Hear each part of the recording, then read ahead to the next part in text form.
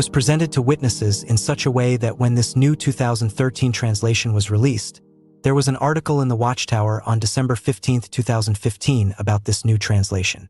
It said on page 10, paragraph 6, "The 2013 revision of the New World Translation includes the name Jehovah 7,216 times, which is 6 more than the 1984 edition.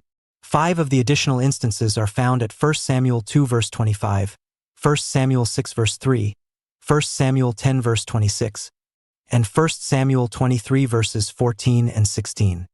These were restored primarily because the Dead Sea Scrolls, which predate the Hebrew Masoretic text by over 1,000 years, contain the name in these verses.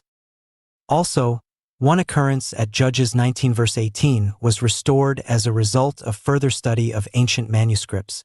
However, it is interesting to note that the 2 editions of the Biblia Hebraica, 𝙀𝙀 and 𝙀𝙀, the Aleppo Codex, and the Leningrad Codex have been used from the beginning as the Hebrew source for the New World Translation. The latter 2, the Aleppo and Leningrad codices, are highly regarded, if not the best Masoretic manuscripts of the Hebrew source texts. They are the basis of almost all the Bible translations in the world. The Biblia Hebraica, on the other hand, is a modern edition based mainly on the Leningrad Codex. However, in both the Aleppo and Leningrad codices, the Tetragrammaton, the name of God Jehovah, is found in the verse in question, Judges 19 verse 18. Therefore, it seems that the organization has had this verse wrong from the 1950s, when the New World Translation was first produced, until 2013, when this new translation was published. As a side note, the vast majority of other respected Bible translations have for centuries or decades included the name of God in Judges 19 verse 18, because they have stuck more closely to what the Hebrew textual sources present.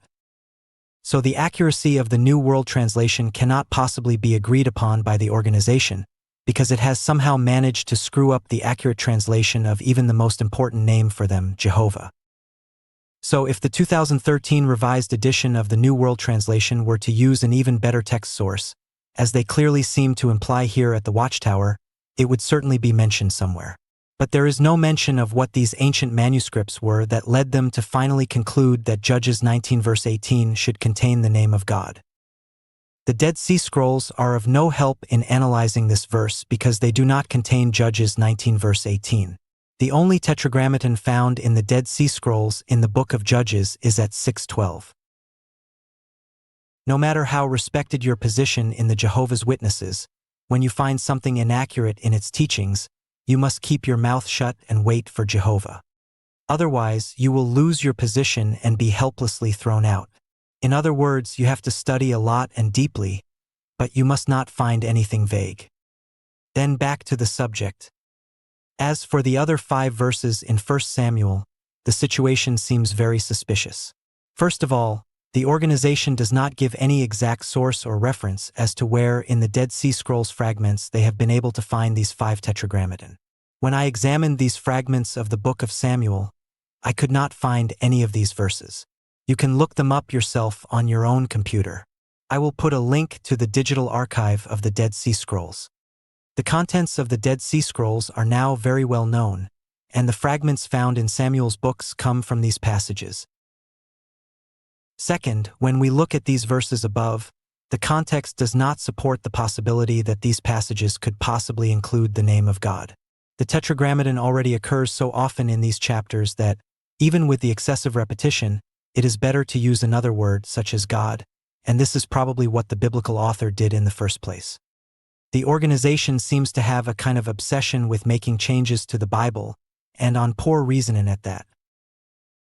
Third, if you look at one of these 5 verses, 1 Samuel 6 verse 3, for example, it is clear that the organization must have added more words to the verse than just the name of Jehovah. Let's open this up a little more. 1 Samuel 6 verse 3 reads like this according to reliable Hebrew manuscripts, and also according to the 1984 New World Translation. To this they said, "If you are sending the ark of the God of Israel away, do not send it away without an offering," and so forth. Here we note the exact reading also in Hebrew in the Leningrad Codex, which is marked in red, and the same passage is marked in the 1984 New World Translation. The verse speaks of the Ark of the God of Israel. But then when you look at the 2013 Revised New World Translation, you notice that a whole phrase, the covenant of Jehovah, has been added to the verse, which doesn't even seem to fit the whole sentence at all. So now the organization here is claiming that they have somehow miraculously managed to dig out of the little fragments of the Dead Sea Scrolls this passage from the book of Samuel, where they would have found not only the Tetragrammaton but also the whole phrase, the covenant of Jehovah, which is not to be found in any of those fragments in any case. It would therefore be very important to bring out the information from where they have managed to extract such information. But no information from such sources is mentioned anywhere. This should really worry anyone who is interested in an in-depth study of the Bible. So, as a little recap here of the 5 verses in 1 Samuel that the organization claims to have found evidence for in the Dead Sea Scrolls, there is not a single verse from those scrolls because they simply have not survived. There is therefore no justification whatsoever for adding God's name to these verses. As for that verse in Judges 19 verse 18, the organization has now in its 2013 edition restored God's name to where it should have been in the first place. However, at the same time they implicitly reveal that the New World Translation was missing God's name in this verse, right from the time they first did their own translation in the 1950s. So, more specifically, the New World Translation had a translation error regarding the name of Jehovah for about 60 years. This verse in Judges 19 verse 18 actually started this whole research process this time, because I couldn't reconcile it with the reported changes they have made to the Old Testament regarding the name of Jehovah. So let's go through this a bit. In Appendix 1A of their 1984 edition, they explain the number of changes to the Hebrew Scriptures, the Old Testament. First, they point out that the Tetragrammaton appears in the Hebrew Scriptures 6,828 times. And this is a fact. I have even done a study of the Tetragrammatons in the Leningrad Codex, and there are actually 6,828 in total. The link is in the video below. But then, the organization goes into some really bizarre explanations and claims that Judges 19 verse 18 doesn't include the Tetragrammaton, and that's why they've decided to leave it out. There is no justification whatsoever for such an act. It is an outright falsification of the Bible. Next, in an appendix, they present evidence from the Septuagint translation that would have led them to restore Jehovah's name to these 3 verses. Hey, just as a side note, the Greek Septuagint is still just a translation, not nearly as authoritative a source as the Hebrew manuscripts. No other translation can be used to make an informed judgment on how something should be translated.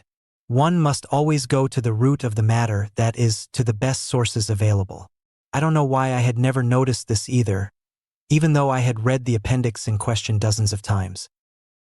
By the way, if we still think about the Septuagint translation, which is just the Old Testament translated into Greek, so it does not restore the name of God in its text at any point. It leaves the name of God untranslated thousands of times, and merely replaces it with either theos, God, or Kyrios, Lord. This, in my opinion, does not make the translation reliable and authoritative at any level, so that one could, on the basis of any reading of it, override the more reliable sources and start restoring the name of Jehovah somewhere. You simply cannot. Or do you see in these Septuagint verses the name of God?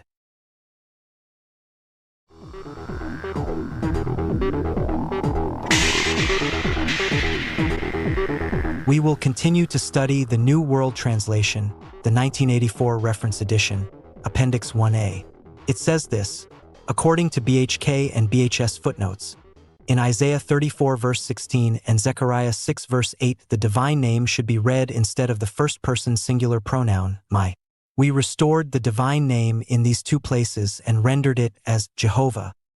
So, let's look at the 𝙀𝙀𝙀 and BHS footnotes from Isaiah 34 verse 16 and Zechariah 6 verse 8, on the basis of which the organization has added the name Jehovah to these verses in the New World Translation.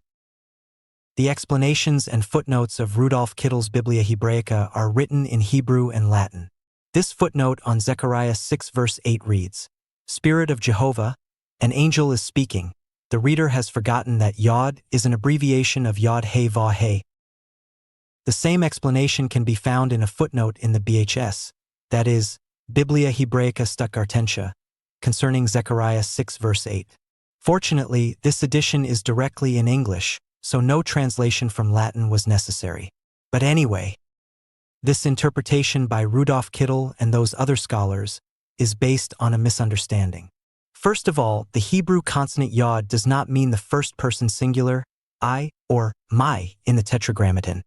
As I have already shown in my videos and in my study, Jehovah's name, the Tetragrammaton, is made up of three forms of the verb to be: he who was, he who is, and he who is to come, or he who will be.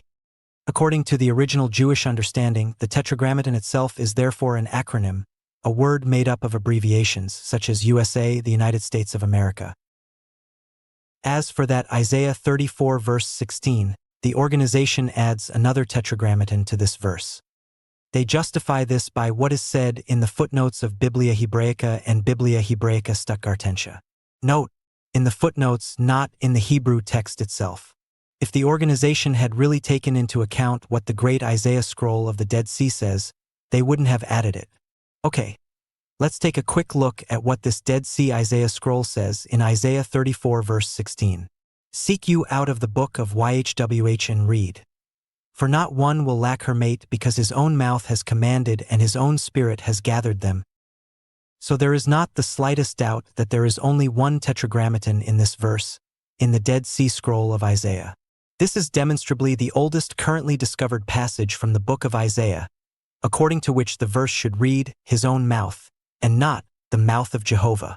So these references to footnotes in Biblia Hebraica's editions provide no justification for adding an additional Tetragrammaton to Isaiah 34 verse 16 or Zechariah 6 verse 8.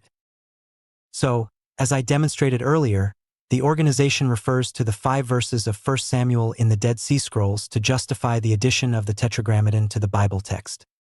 However, these verses are not found in those fragments of 1 Samuel, so there is no justification for the addition.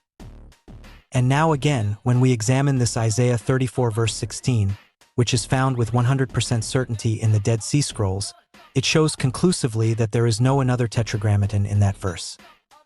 But the organization adds it anyway. Why do they do such violence to the biblical text? Why don't they believe what the evidence undeniably shows?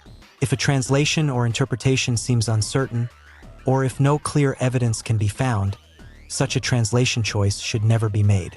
This shows, first of all, that they have no understanding of the early manuscripts. Secondly, that they do not care which way the evidence clearly indicates. And thirdly, they don't seem the least bit interested in the accuracy that should be evident when translating the Bible. It is very sad that even I, who am just such an ordinary Bible student, can, like many other ordinary people, dig out these facts and use common sense to determine whether or not a verse should have Jehovah's name on it.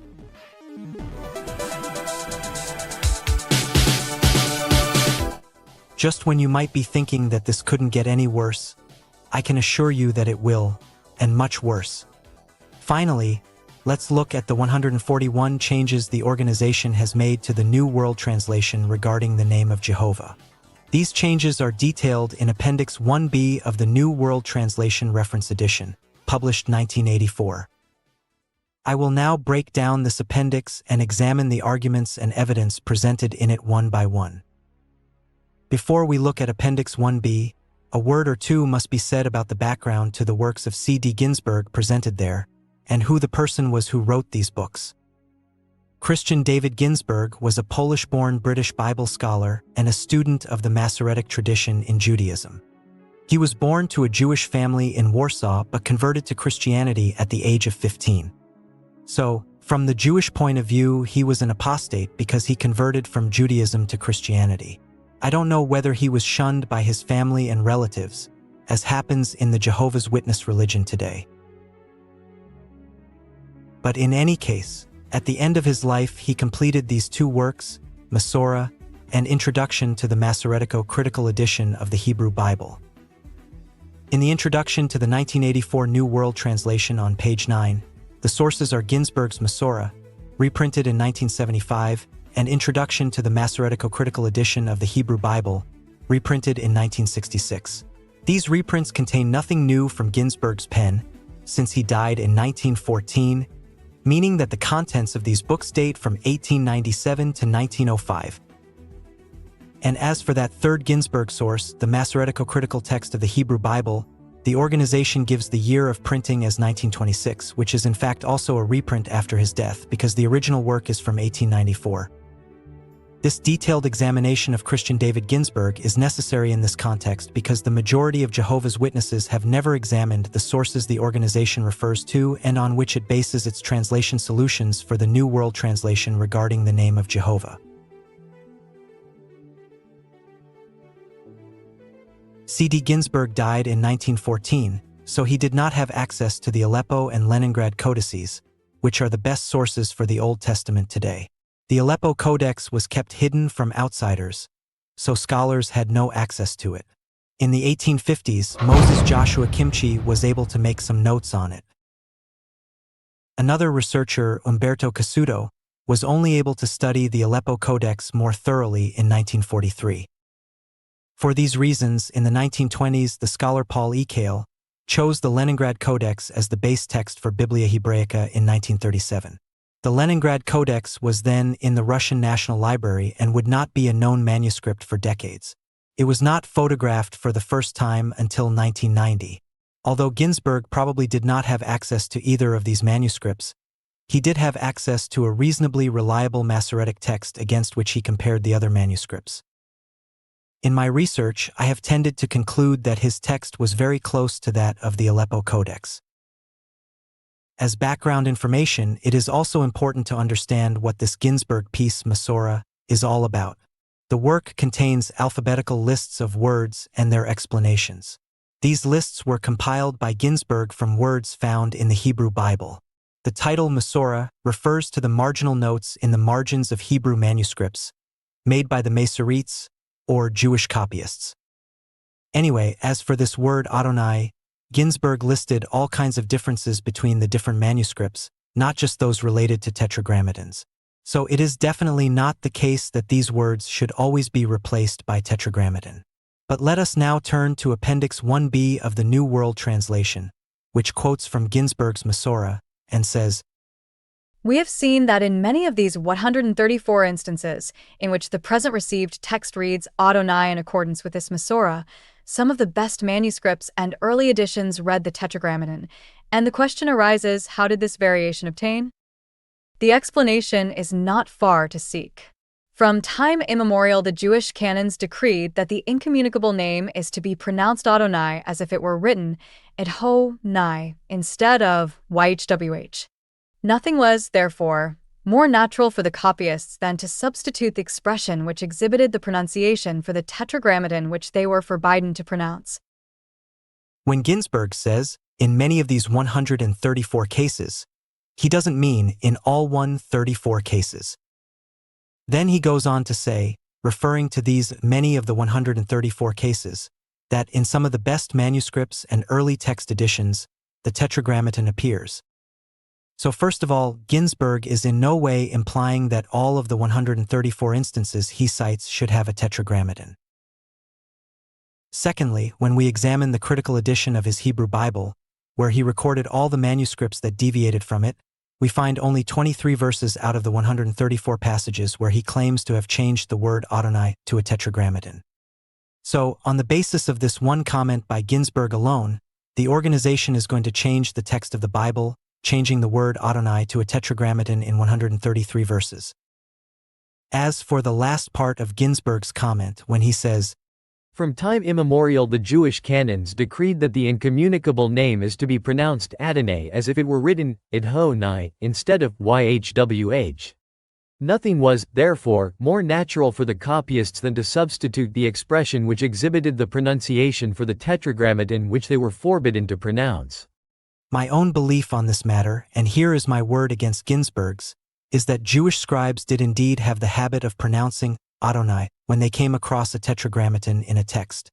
But I do not believe for a second that they in any way sabotaged, that is, deliberately distorted the text of the Bible by changing the Tetragrammaton to Adonai. If that had been the case, we wouldn't have a single Tetragrammaton to wonder about today.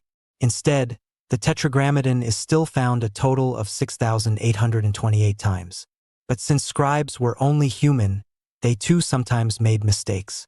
That's why the Tetragrammaton may have sometimes been accidentally changed to Adonay. But these occurrences were very rare, because the scribes were extremely accurate. Ginsburg also assumes, for some reason, that the changes would have occurred in only one direction at that time, which means that the Tetragrammaton would have been replaced by Adonay. This is not supported by the facts either, since, for example, the Aleppo Codex, which is an older manuscript than the Leningrad Codex, reads Adonay in Psalm 68 verse 26, but the Leningrad Codex has Tetragrammaton. Incidentally, this is the only verse where there is a difference between the Aleppo and Leningrad codices as far as the Tetragrammaton is concerned. That in itself shows how rare such errors by the copyists were. So mistakes did happen sometimes, but it went both ways. The Tetragrammaton could be changed to Adonay or vice versa. Therefore, this claim by Ginsburg doesn't really tell us anything because it was probably pure scribal error. We simply do not know. So how is it? In these 134 verses mentioned by Ginsburg, should the Hebrew read Adonay or Tetragrammaton? I decided to find out for myself. I went through each of these 134 passages from both the Aleppo and Leningrad codices, as well as the text used by Ginsburg. You can see the result unambiguously here. All of these sources are almost 100% consistent that these verses should have the word Adonay instead of Tetragrammaton. I am also including a link to the video description of this PDF file so that you can verify this by researching this issue for yourself. The same table also shows the 8 places where the organization believes that the word Elohim should be changed to a Tetragrammaton. According to the Aleppo and Leningrad codices, as well as the Ginsburg text, they should read Elohim and not Tetragrammaton. As can easily be seen, there is no real justification for this decision by the organization to add Jehovah's name to a total of 141 verses. The Hebrew manuscripts contain the Tetragrammaton, the name of Jehovah, 6,828 times in the Leningrad Codex, and 6,827 times in the Aleppo Codex. The New World Translation must be found to be highly inaccurate, since the name of Jehovah appears in its Old Testament a total of 6,979 times. The number cannot possibly compensate for the quality, even though it is the name of God.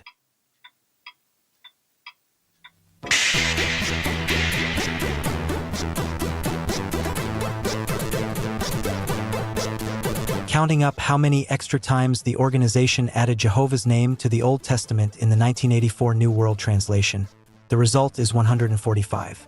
In the 2013 Revised Edition, the corresponding figure is 151. Unlike the Jewish scribes, who tried their best to preserve the Hebrew manuscripts as we see them today, the Society has deliberately distorted them by adding Jehovah's name some 150 times for no reason whatsoever. So, these Appendices 1A and 1B of the 1984 edition could be torn out and thrown in the trash. And hey, by the way, that's what the organization has actually done. You won't find a trace of them in the 2013 appendices. Only in Appendix 4A, page 1731 of the circular presentation, which does not explain a single word more about why the Society has added Jehovah's name to the Old Testament 151 times. By the way, if you were wondering which psalm the picture on page 1732 of that appendix is from, you'll find out when you look at my study on the subject. The link is also in the description of this video.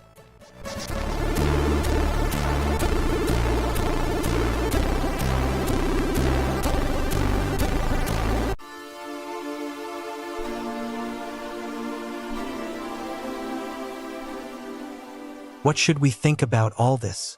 Are these changes deliberate, or does the organization lack the ability to examine the evidence carefully? Either way, I think this proves that this organization does not have the support of Jehovah because it clearly lacks understanding. After all, a faithful slave is also supposed to be understanding.